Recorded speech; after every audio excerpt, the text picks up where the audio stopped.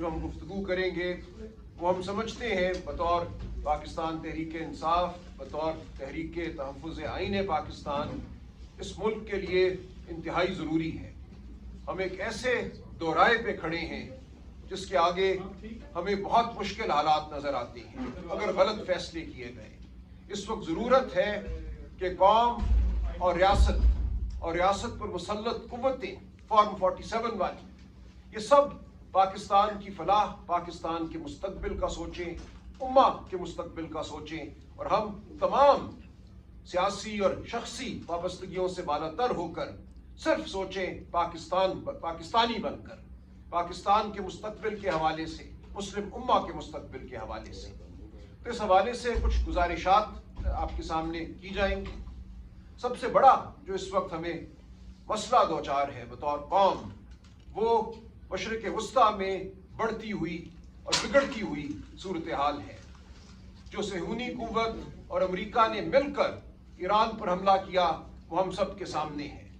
یہ حملہ غیر قانونی بھی تھا، غیر اخلاقی بھی تھا۔ جو گفتگو ہو رہی تھی جنیوا میں، امان میں، وہ ایک نتیجے کی جانب بڑھ رہی تھی، اور اس نتیجے کو روکنے کے لیے یہ حملہ کیا گیا۔ ایک بربریت ہے، ایک جنگ ہے جو پورے خطے پر مسلط کی گئی۔ اس وقت ضرورت ہے، ہم سمجھتے ہیں کہ پاکستان وہ رول ادا کرے جو پاکستان کا میں سمجھتا ہوں مقدر ہے، جس کے لیے پاکستان وجود میں آیا تھا، اور وہ رول ہے تصفیہ کرانے کا، وہ رول ہے صلح جوئی کا۔ اس پورے خطے میں ہمیں ایک رول ادا کرنا ہے۔ پاکستان بہرحال ایک عسکری قوت ہے، لیکن پاکستان اندر آج خود ایک مشکل صورتحال سے دوچار ہے، اور یہ صورتحال انسانوں کی پیدا کرتا ہے۔ یہ صورتحال اس لیے پیدا ہوئی کہ عوام کی رائے کو رد کیا گیا، عوام کے درمیان اور ریاستی اداروں کے درمیان ایک خلیج پیدا کی گئی، فارم 47 کی حکومت کھڑی کی گئی۔ 8 فروری 2024 کو پاکستان کے عوام کی رائے پر ڈاکہ ڈالا گیا۔ تو ہم یہ سمجھتے ہیں کہ اب یہ لمحہ ہے کہ ہوش کے ناخن لیے جائیں۔ جو غلطی ماضی میں کی گئی، اس غلطی کا خمیازہ جو ہے آج ہمیں نہ بھگتنا پڑے۔ آج ہمیں اصلاح احوال کی ضرورت ہے۔ ہمیں ضرورت ہے کہ قوم اور ریاستی ادارے ایک ساتھ کھڑے ہوں، لیکن بدقسمتی سے ہم یہ دیکھتے ہیں کہ آج بھی بربریت کا بازار گرم ہے۔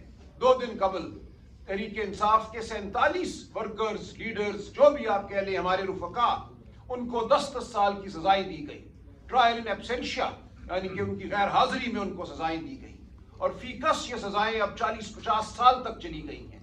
تو نظر یہ آتا ہے کہ اب بھی ادارے اس مہم جوئی میں مشغول ہیں کہ کسی طرح پاکستان میں جمہوریت کو دبا دیا جائے، جمہور کی آواز کو کچل دیا جائے، عوام کو یہ باور کرایا جائے کہ ان کے وجود کی کوئی حیثیت نہیں ہے۔ لیکن عوام یہ نہیں ہونے دے گی۔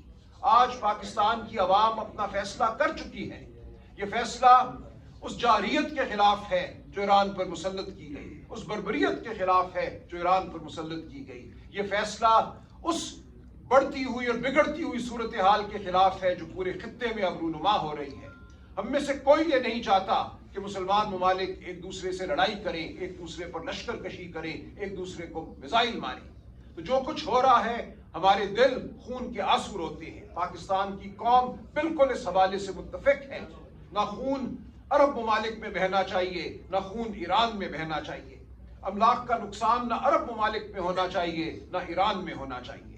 تو اس وقت پاکستان کو اور پاکستان کی قوم کو وہ رول ادا کرنا ہے، وہ رول جو صلح کا رول ہے، وہ رول جو امہ کی فلاح کا اور مضبوطی کا رول ہے، ہم سب کو اکٹھا کرنے کا رول ہمیں ادا کرنا ہے۔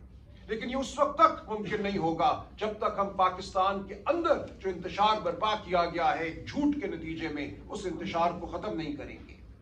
اس وقت ضروری ہے کہ وہ قوتیں جو اقتدار پر مسلط ہیں وہ ہوش کے ناخن لیں، وہ جانیں، وہ یہ سمجھیں کہ ایران ہو یا افغانستان میں چپکلش ہو، اس سب کا حل یہی ہے کہ ایک بڑا ہم ڈائیلاگ کا سلسلہ شروع کریں، ملک کے اندر اور پورے خطے میں ہم تمام لوگوں کو بٹھائیں، خواہ وہ افغان عمائدین ہوں، اکابرین ہوں، خواہ وہ ایران کے لیڈر ہوں یا عرب ممالک کے لیڈر ہوں، ہم سب نے اکٹھے بیٹھ کر اس مسئلے کا حل نکالنا ہے، ورنہ ہم سب ایک ایسی تباہی سے دوچار ہونے جا رہے ہیں جس کو شاید ہم نے آج تک سوچا بھی نہیں۔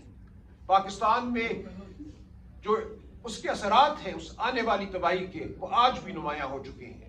جس طرح اشرافیہ نے، اس اشرافیہ کی حکومت نے عوام پر پیٹرول بم کا حملہ کیا ہے، 55 روپے فی لیٹر بڑھا کر، یہ ایک ہلکا سا نمونہ ہے اس آفت کا جو ہم پر مسلط ہونے والی ہے۔ آپ کے سامنے میں فگر دے دوں گا اس پریس کانفرنس کے بعد، پورے خطے میں کہیں بھی 5% سے زیادہ پیٹرول کی قیمت نہیں بڑھائی گئی۔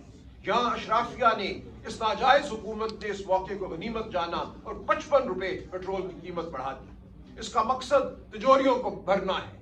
اس کا مقصد یہ ہے کہ 11-12 ارب روپے کا جو گلف سٹریم جیٹ آپ نے خریدا، جس پہ آپ کا ماہانہ خرچہ 4-5 کروڑ روپے ہونا ہے، ہمیں بتایا گیا ہے، ان خرچوں کو پورا کرنے کے لیے آپ عوام سے پیسہ چھین رہے ہیں، عوام پر آپ مزید مہنگائی کا بوجھ ڈال رہے ہیں، کیونکہ آپ کو یہ گوارا نہیں ہے کہ اشرافیہ کی جو شاہ خرچیاں ہیں ان کو کم کیا جائے۔ یہ آپ نہیں کریں گے۔ آپ اگر کچھ کریں گے آسٹیرٹی کے نام پہ، کفایت شاری کے نام پہ، تو وہ نمونہ ہوگا، وہ دکھاوے کی بات ہوگی۔ اصل جو معاملہ ہے وہ یہ ہے کہ آپ نے اس ملک میں اشرافیہ کو تحفظ دیا ہے، آپ نے عوام کی آواز کو بند کیا ہے، سلب کیا ہے، تاکہ غریب کے بچے کو نہ تعلیم ملے، نہ غریب کے بچے کو خوراک ملے، جبکہ آپ آسمانوں پر جیٹ طیاروں میں اڑتے پھریں۔ تو اس نظام کو اب ہمیں بدلنا ہوگا۔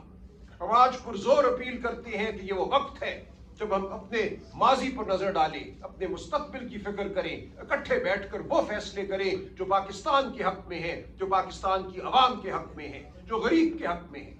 کسی کو کوئی غلط فہمی نہیں ہونی چاہیے کہ پاکستانی قوم صہیونی اور امریکی بربریت کے خلاف کھڑی ہے۔ وہ آپ کا ساتھ نہیں دے گی اگر آپ اس بربریت کا حصہ بنیں۔ پاکستانی قوم، جیسا کہ میں نے عرض کیا، عرب ممالک کے ساتھ کھڑی ہے، ایران کے ساتھ بھی کھڑی ہے۔ ہمارے دل دھڑکتے ہیں پوری امت کے ساتھ۔ تو میں آج پھر پرزور اپیل کرتا ہوں، اور یہی عمران خان کا ہمیشہ نقطہ نظر رہا ہے کہ ہم نے امت کے لیے کھڑا ہونا ہے، ہم نے امت کے ہر حصے کو مضبوط کرنا ہے۔ ہم نے یہ نہیں کرنا کہ ایک کے طرفدار ہو جائے اور دوسرے پر حملہ کر دے۔ آج خبریں آ رہی ہیں کہ پاکستان سے تقاضا کیا جا رہا ہے کہ وہ اپنے عسکری اثاثے جو ہیں ان کو استعمال میں لائے، یا کم از کم ایک تنبیہ کرے ان اثاثوں کے حوالے سے۔ کیوں ہمیں یہ کریں کہ اپنے بھائیوں کو تنبیہ کریں؟ ہم نے اپنے بھائیوں سے تنبیہ کا معاملہ نہیں کرنا۔ ہم نے اپنے بھائیوں سے، وہ ایرانی ہوں یا عرب ہوں، ہم نے محبت کا، پیار کا معاملہ کرنا ہے۔ ہم نے اپنے عوام کے ساتھ پیار کا معاملہ کرنا ہے۔ ہم نے اپنے غریبوں پر اور مصیبت نہیں مسلط کرنی۔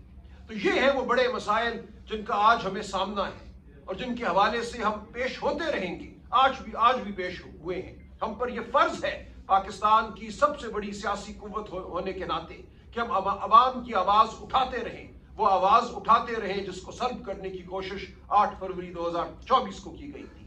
جس طرح سے مقدمے چلائے جا رہے ہیں، بابر روان صاحب مزید بات کریں گے، تفصیل سے آپ کو بتائیں گے خطے کی جو صورتحال ہے اور آگے ہمیں کہاں جانا ہے۔ علامہ ناصر بات کریں گے۔ آج ہم بات نہیں کر رہے اہل تشیع کے حوالے سے یا اہل سنت کے حوالے سے، ہم بات کر رہے ہیں مسلمان ہونے کے حوالے سے، ہم بات کر رہے ہیں پاکستانی ہونے کے حوالے سے، ہم پیار کی بات کر رہے ہیں، ہم یگانگت کی بات کر رہے ہیں۔ تو جو کچھ ہو رہا ہے اس کو رکنا چاہیے۔ عمران خان اس قوم کی آواز ہے۔ عمران خان وہ شخصیت ہے جو ایران میں بھی رول ادا کر سکتا ہے، جو افغانستان میں بھی رول ادا کر سکتا ہے۔ اس کی آواز کو مقید کر کے، بند کر کے آپ پاکستانی قوم پر ظلم ڈھا رہے ہیں۔ آپ کو یہ رویہ بدلنا ہوگا۔ عمران خان کی صحت کے حوالے سے ہمیں سخت تشویش ہے۔ عمران خان کی آنکھ کے حوالے سے ہمیں کوئی مصدقہ حقائق نہیں دیے جا رہے۔ سلمان صفدر صاحب کی رپورٹ جس میں یہ کہا گیا کہ 85% ان کی بینائی ضائع ہو چکی ہے، وہی وہ آخری رپورٹ ہے جس کو ہم مانتے ہیں۔ یہ کوئی وجہ نہیں ہے کہ آپ عمران خان کی صحت کے حوالے سے معاملات کو واضح نہ کریں۔ کیا وجہ ہے کہ آپ ان کے ذاتی معالجین کو، ان کے خاندان کو ان تک رسائی نہیں دیتے؟ کیا سازش ہے